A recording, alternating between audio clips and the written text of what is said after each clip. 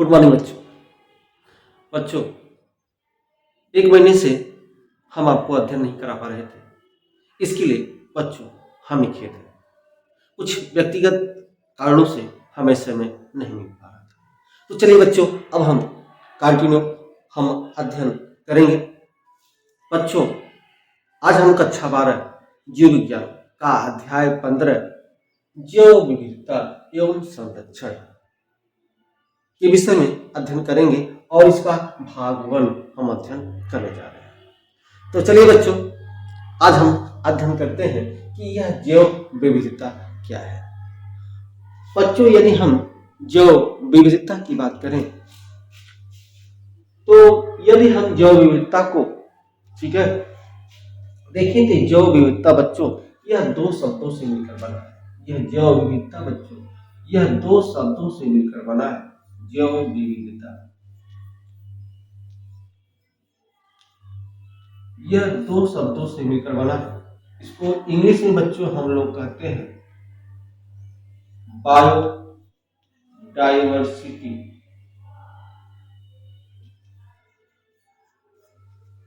ठीक है बच्चों, तो जैव विविधता जो है यह, इसको हम इंग्लिश में बायोडाइवर्सिटी कहते हैं। यह दो शब्दों से मिलकर बना है बच्चों। यह दो शब्दों से मिलकर बना है। एक शब्द आपका होता है बायो और दूसरा शब्द जो जिससे मिलकर बना है वह है डाइवर्स। तो बच्चों, यह जो जैव विविधता है, यह बायो डाइवर्सिटी जो है, इसको इंग्लिश में हम कहते हैं बच्चों, यह दो शब्दों से मिलकर बना है, बायो प्लस डाइवर्स। यह जो बच्चों बायो है, आप जानते हैं इसका अर्थ होता है जीवन या इसका अर्थ होता है जीव। और यह बच्चों जो डाइवर्स है, डाइवर्स बच्चों इसका जो है शाब्दिक अर्थ होता है भिन्न भिन्न। इसका शाब्दिक अर्थ होता है भिन्न भिन्न। ठीक है बच्चों, तो अब यदि बच्चों हम जैव विविधता या बायोडाइवर्सिटी का यदि हम शाब्दिक अर्थ देखें बच्चों, तो इसका शाब्दिक अर्थ होता है पृथ्वी पर जो जीव है, अनेक प्रकार के जीव पाए जाते हैं, भिन्न भिन्न जीव पाए जाते हैं। यही बच्चों जैव विविधता का सामान्य परिभाषा होता है। ठीक है, जैव विविधता किसे कहते हैं, इनकी अगर हम सामान्य परिभाषा देखें तो पृथ्वी पर जो विभिन्न प्रकार के जीव पाए जाते हैं उनमें जो विविधता होती है उसे ही हम जैव विविधता कहते हैं। लेकिन बच्चों जैव विविधता का एक वैज्ञानिक परिभाषा, ठीक है, जिसने दिया, अर्थात जैव विविधता को पूरी तरह से जो परिभाषित किया, ठीक है, उस वैज्ञानिक का नाम है एडवर्ड विल्सन।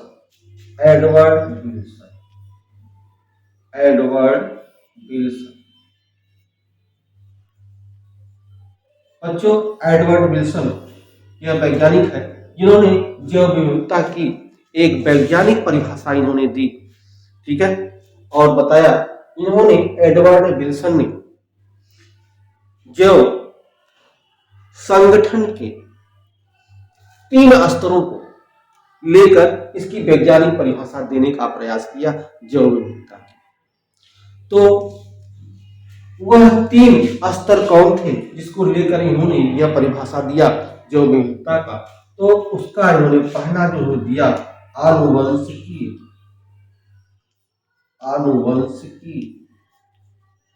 विविधता।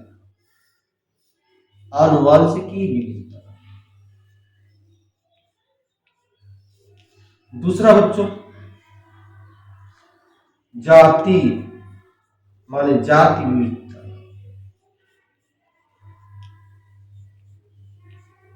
और तीसरा इन्होंने दिया बच्चों पारिस्थितिकी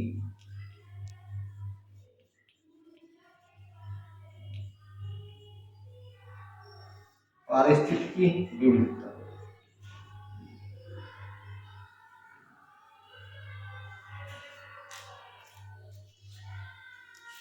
बच्चों, एडवर्ड विल्सन ने जैव विविधता या बायोडाइवर्सिटी की वैज्ञानिक परिभाषा देने का प्रयास किया और पहली बार इन्होंने इसकी वैज्ञानिक परिभाषा दिया एडवर्ड विल्सन ने। इन्होंने जैव संगठन के 3 स्तर आनुवंशिक विविधता, जात विविधता और पारिस्थितिकी विविधता को लेकर इसकी वैज्ञानिक परिभाषा दी। आनुवंशिक विविधता क्या है बच्चों? आपको पता है, धान हो, गेहूं हो या आम हो, इनकी अनेक देखेंगे प्रजातियां होती हैं। जैसे अगर केवल हम धान का ही देखें तो धान की करीब 20,000 प्रजातियां हैं। अगर हम आम की प्रजाति को देखें तो आम में 1,000 प्रजातियां हैं और उसमें कुछ आनुवंशिक गुण पाए जाते हैं, क्रोमोसोम पाए जाते हैं, गुणसूत्र होते हैं जो भिन्न भिन्न होते हैं। इन्हीं आनुवंशिक, इन्हीं क्रोमोसोम, यही जो गुणसूत्र है, ठीक है, इन्हीं का प्रयोग करके हम अच्छी किस्म के, ठीक है, प्रजातियों का निर्माण करते हैं। इससे आनुवंशिक विविधता से, और इसी को कहते हैं हम आनुवंशिक विविधता। जो उसके जीन में अंतर होता है, ठीक है, जो उसकी क्रोमोसोम में अंतर होता है, उसी को ही हम आनुवंशिक विविधता कहते हैं। जात की विविधता, अनेक प्रकार के जीव हैं जिसमें जो है जातियां होती हैं। जैसे अगर हम देखें चीता, शेर, चीता, शेर, ठीक है, इसमें क्या है, यह पैंथर जाति होती है, पैंथर जाति की होती है। यूं कहें तो जो बिल्ली की जो प्रजाति होती है ना, बिल्ली की प्रजाति में ही, ठीक है, आपका जो है चीता, शेर, ठीक है, ये सभी जो है, ठीक है, इसमें आते हैं, ठीक है, पैंथर जाति में आते हैं। तो यह क्या हुआ, यह जाति हुई। जैसे कुत्ते, जो कुत्ते हैं उनकी भी अनेक जातियां होती हैं। आप नाम सुने होंगे, बुल्डा, रॉटवीलर, ठीक है, ये सब क्या है, ये सब कुत्ते की प्रजातियां हैं, जाति हैं। तो उनमें जो विविधताएं पाई जाती हैं, जो अंतर पाए जाते हैं, उसको हम जो है जाति विविधता बोलते हैं या प्रजाति विविधता कहते हैं। तीसरा है परिस्थिति की विविधता। यह परिस्थिति की विविधता क्या है बच्चों? माने जो वातावरण है, जो है वहां की जो परिस्थितियां हैं, उसके अनुसार जो जीवों में विविधता पाई जाती है, उसको हम परिस्थिति की विविधता कहते हैं। आगे हम इसका अध्ययन करेंगे कि किस तरह से ध्रुवों में जो जीव है उसमें विविधता बहुत कम पाई जाती है। जो उष्णकटिबंधीय क्षेत्र है उसमें विविधता सबसे अधिक पाई जाती है। आगे चलकर इसका हम अध्ययन करेंगे, इसको हम बोलते हैं परिस्थितिकी विविधता। तो इस तरह से एडवर्ड विल्सन ने जैविक संगठन के इन्हीं 3, ठीक है, स्तरों को लेकर जो है एक वैज्ञानिक परिभाषा देने का प्रयास किया है जैव विविधता। तो एडवर्ड विल्सन के अनुसार जैव विविधता की परिभाषा क्या है? तो उन्होंने कहा कि जैविक संगठन के किसी भी स्तर में, ठीक है, जीव की विविधता जैव विविधता कहलाती है। परिभाषा ध्यान दें बच्चों, जैव विविधता या इसको इंग्लिश में बोलते हैं बायोडाइवर्सिटी की परिभाषा क्या है? तो इसकी सबसे अच्छी परिभाषा, वैज्ञानिक परिभाषा एडवर्ड विल्सन ने दिया और एडवर्ड विल्सन के अनुसार, ठीक है, जैव विविधता की परिभाषा जैव संगठन के किसी भी स्तर में जीव की विविधता को जैविक विविधता कहते हैं या जैविक विविधता कहलाता है। ठीक है बच्चों, तो हमने आपको परिभाषा बताया, जैव विविधता की परिभाषा क्या है, तो अच्छी तरह से इसको आप नोट कर लेंगे। बच्चों आप देखते हैं एक जो है संस्था है, उस संस्था का नाम है एक संस्था है जिसका नाम है IUCN। एक संस्था है जिसका नाम है IUCN। तो बच्चों यह संस्था क्या है, इसका अगर आप जो है नाम नोट करना चाहें तो नोट कर लें। अर्थात international union for conservation of nature and natural resources. ठीक है, यह एक संस्था है। इस संस्था द्वारा जो प्रजातियां हैं उन प्रजातियों की खोज की गई। ठीक है, और जो प्रजातियां खोज की गई बच्चों, इस संस्था के अनुसार 1.5 बिलियन से लेकर 1.78, ठीक है, इतना मिलियन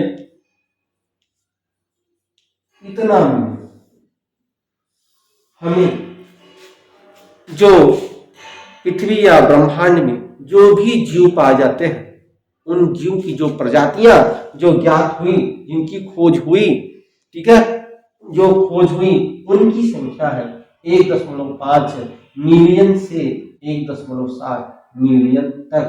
IUCN जो संस्था था, इस संस्था द्वारा इन्होंने एक आंकड़ा दिया। इन्होंने यह आंकड़ा दिया और इससे पता नहीं कितने गुणे अभी भी, ठीक है, हमें जीवों के विषय में जानकारी प्राप्त नहीं है, उनके विषय में ज्ञात करना बाकी है। ठीक है बच्चों, तो इस ब्रह्मांड, इस पृथ्वी पर यदि हम कहा जाए कि जीवों की संख्या कितनी है, बच्चों जीवों की संख्या हम बता नहीं पाएंगे। ठीक है, हाँ, जीवों की प्रजाति या जीवों की जाति के विषय में हम आपको जरूर बता पाएंगे, क्योंकि ये जो है IUCN ने जो आंकड़ा दिया है वह जीव की जाति या प्रजाति के विषय में यह आंकड़ा दिया है कि 1.5 मिलियन से 1.7 मिलियन तक इनकी जाति या प्रजाति, पृथ्वी पर या ब्रह्मांड पर जितने भी जीव हैं, इतनी जाति या इतनी प्रजाति है। 1.5 मिलियन से लेकर 1.7 मिलियन तक की प्रजाति है। यदि जीवों की संख्या जो है अगर पूछा जाए तो संख्या बताना इतना आसान कार्य नहीं है, यह कठिन कार्य है। ठीक है, बहुत अधिक जो है जीवों की संख्या पाई जाती है। आपके जो है अगल बगल में जो भी पेड़ पौधे हैं, वृक्ष है, उस वृक्ष पर देखिए, अगर उनका एक सारणी आप बनाए एक वृक्ष की, उनकी समष्टि की, तो एक वृक्ष पर क्या पाया जाता है, एक वृक्ष पर पक्षी भी पाए जाते हैं, कीड़े मकोड़े भी होते हैं, कुछ जंतुएं भी होती हैं। ठीक है, तो यदि आप चींटियां देखें तो केवल चींटियों की 30,000 प्रजातियां हैं, केवल चींटियों की। ठीक है, और मछलियों की देखा जाए तो मछलियों की 28,000 प्रजातियां हैं। तो इतनी प्रजातियां हैं बच्चों, इनकी इतनी जातियां हैं। ठीक है, तो अब हम यह पता हमें चल गया कि जो IUCN संस्था है, उस संस्था द्वारा इतना जो है हमें 1.5 से 1.7 मिलियन तक जो है हमें जीवों के विषय में जानकारी है। ठीक है, और 1.5 जो है मिलियन से 1.7 मिलियन तक जो जीवों की जातियां हैं, उसमें पूछा जाए सबसे अधिक किसकी संख्या है बच्चों, तो उसमें सबसे अधिक, ठीक है, देखेंगे 70% जो है, जो जीव है 1.5 से 1.7 मिलियन तक के जो जीव है, उसमें 70% जो जीव है वह जंतु हुआ, इतने जंतु। ठीक है, दूसरा नंबर जो अगर हम देखें तो 22% जो आते हैं वह पौधे आते हैं, 22% पौधे आते हैं। और इसके आगे अगर हम देखें तो 8% जो है बच्चों वह आते हैं सूक्ष्म जीव, आते हैं सूक्ष्म जीव, सूक्ष्म जीव। ठीक है बच्चों, तो ये देखिए जो IUCN जो एक संस्था है, इस संस्था ने 1.5 से 1.7 मिलियन तक जो है जो ब्रह्मांड या पृथ्वी पर जो जीव पाए जाते हैं, उस जीव की जो जातियां हैं वह इतने में सबसे अधिक जो है जीव की जो है कौन से हैं, तो जो है 1.5 से 1.78 का 70% जो है वह जंतु है, और 22% पौधे हैं, और 8% जो है सूक्ष्म जीव है। अर्थात सबसे अधिक जो है पृथ्वी या ब्रह्मांड में जंतु पाए जाते हैं जो 70% है। और इस जंतुओं में सबसे अधिक जो है कौन से जंतु पाए जाते हैं बच्चों, तो ध्यान रखिए 1.5 से 1.78 मिलियन में 70% तो जंतु पाए जाते हैं, और इस 70% जंतु में 70%, ठीक है, कीड़े मकोड़े पाए जाते हैं। 70% क्या पाए जाते हैं? कीड़े मकोड़े। 70% जो है कीड़े मकोड़े पाए जाते हैं। ठीक है बच्चों, यह 70% क्या पाए जाते हैं? कीड़े मकोड़े पाए जाते हैं। प्लस बचे जो 30%, बचे जो 30% वह अन्य जंतु पाए जाते हैं। तो पृथ्वी पर या ब्रह्मांड में सबसे अधिक संख्या में जंतु ही पाए जाते हैं, जो जीव हैं। सबसे अधिक जंतु जो है पाए जाते हैं, और जंतुओं में सबसे अधिक जो है पाए जाते हैं कीड़े मकोड़े। कीड़े मकोड़े कितने पाए जाते हैं? जितने भी जंतु हैं उस जंतु का 70% जो है, उसका 70% जो है कीड़े मकोड़े पाए जाते हैं। ठीक है, तो कीड़े मकोड़े सबसे अधिक पाए गए। ठीक है, और प्रश्न यह उठता है कि कीड़े मकोड़े को किस संघ में रखा जाता है? तो कीड़े मकोड़ों को एक संघ में रखा जाता है, और उस संघ का नाम है आर्थ्रोपोडा संघ। उसका नाम है आर्थ्रोपोडा, आर्थ्रोपोडा संघ। कौन संघ है? आर्थ्रोपोडा संघ। तो कीड़े मकोड़ों को किस संघ में रखा जाता है? कीड़े मकोड़ों को आर्थ्रोपोडा संघ में रखा जाता है। और यहीं से बच्चों एक प्रश्न और पूछा जा सकता है कि सबसे बड़ा संघ कौन सा है?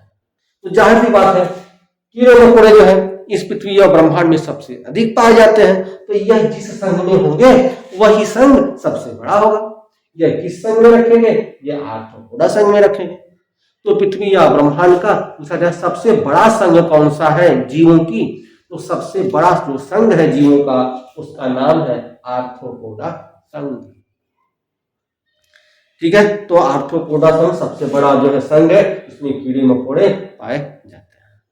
तो इस तरह से मैंने बच्चों कक्षा 12 जीव विज्ञान अध्याय 15 का भाग 1 जैव विविधता के विषय में हम आपको अध्ययन कराया कि जैव विविधता किसे कहते हैं। आपके ब्रह्मांड और पृथ्वी में जो अनेक प्रकार के जीव पाए जाते हैं, उसमें जो विविधता होती है उसे ही जैव विविधता कहते हैं।